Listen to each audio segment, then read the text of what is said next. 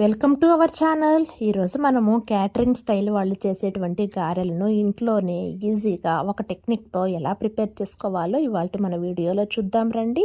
ఇలా చేసుకునేటువంటి గారెలు పెరుగు చట్నీతో పాటు చికెన్తోనైనా సరే పల్లీ చట్నీతోనైనా సరే చాలా టేస్టీగా ఉంటాయండి. ఇప్పుడు దీని ప్రిపరేషన్ కోసం దీనికి పొట్టుపప్పు అయితేనే టేస్ట్ బాగుంటుంది. ఒక 4 కప్పుల వరకు పొట్టుపప్పు నానబెట్టుకొని ఒక నైట్ అంతా నానిన తర్వాత వీటిని మరీ కంప్లీట్గా పొట్టుపోయింది దాకా కడగద్దండి. ఒక 4 వంపులు వంపేసుకొని ఇలా వడకట్టేసుకొని ఉంచుకోవాలి.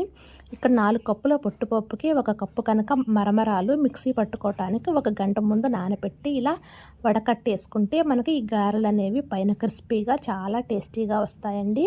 ఒక్కసారి ఇలా పప్పుతో పాటు మరమరాలను కూడా నానబెట్టుకొని ట్రై చేయండి. పొట్టు మాత్రం కంప్లీట్గా తీసేయద్దండి. అలా పొట్టు కొంచెం ఉంటేనే టేస్ట్ బాగుంటుంది. ముందుగా ఈ మినప్పప్పును ఒక మిక్సీ జార్లోకి తీసుకొని ఇక ఈ మినపప్పుతో పాటు ఆ మరమరాలను కూడా వేసేసుకొని ఈ మిక్సీ జార్లోనే కొంచెం అల్లాన్ని ముక్కలుగా కట్ చేసుకొని కనుక మిక్సీ పట్టుకుంటే ఈ గారెలు అనేవి టేస్టీగా ఉంటాయండి. అల్లంతో పాటు పచ్చిమిర్చిని కూడా వేసుకోవచ్చు. ఇక్కడ నేను పిల్లలకు మంట పుడుతుంది అన్నట్లు నేను అల్లం ఒక్కటే వేసానండి. ఇలా ఉప్పు అల్లము వేసి ఈ పిండిని ఈ విధంగా మిక్సీ చేసుకొని ఒక గిన్నెలోకి తీసుకొని ఉంచుకున్నాము. ఇక దీనిలోకి మనము కట్ చేసి పెట్టుకున్న ఉల్లిపాయలు అలాగే పచ్చిమిర్చిని అలాగే కొద్దిగా జీలకర్ర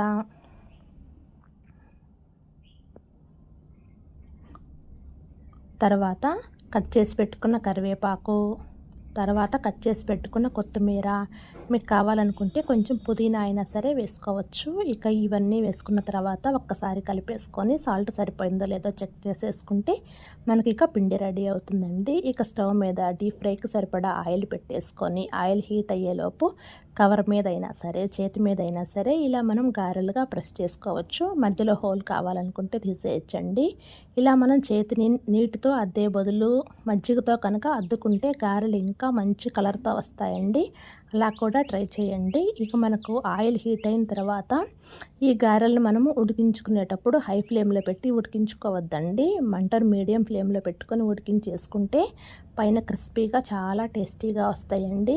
ఇక్కడ మనము హోటల్ స్టైల్లో గారెలు కావాలి అంటే ఫస్ట్ వేసుకున్నటువంటి వాయి కంప్లీట్గా ఎర్రగా అయిందాక ఉంచకుండా ఇలా మీడియం కలర్లోకి వచ్చేసాక వీటిని తీసేసుకొని పక్కన పెట్టేసుకొని తర్వాత ఇంకొక వాయిలో మళ్ళీ గారెలను వేసి తర్వాత అవి కూడా మీడియం కలర్లోకి వచ్చేసిన తర్వాత ఇక మనము దీనిలోకి ఆ ఫస్ట్ తీసుకున్న గారెలను కూడా వేసేసుకొని ఇక మొత్తాన్ని కంప్లీట్గా ఎర్రగా వచ్చేదాకా చేసేసుకోండి. ఆయిల్లోనే ఎర్రగా ఫ్రై చేసుకుంటే మనకు తీసిన తర్వాత కొంచెం ఈ గారెలు అనేవి కలర్ తగ్గుతాయి.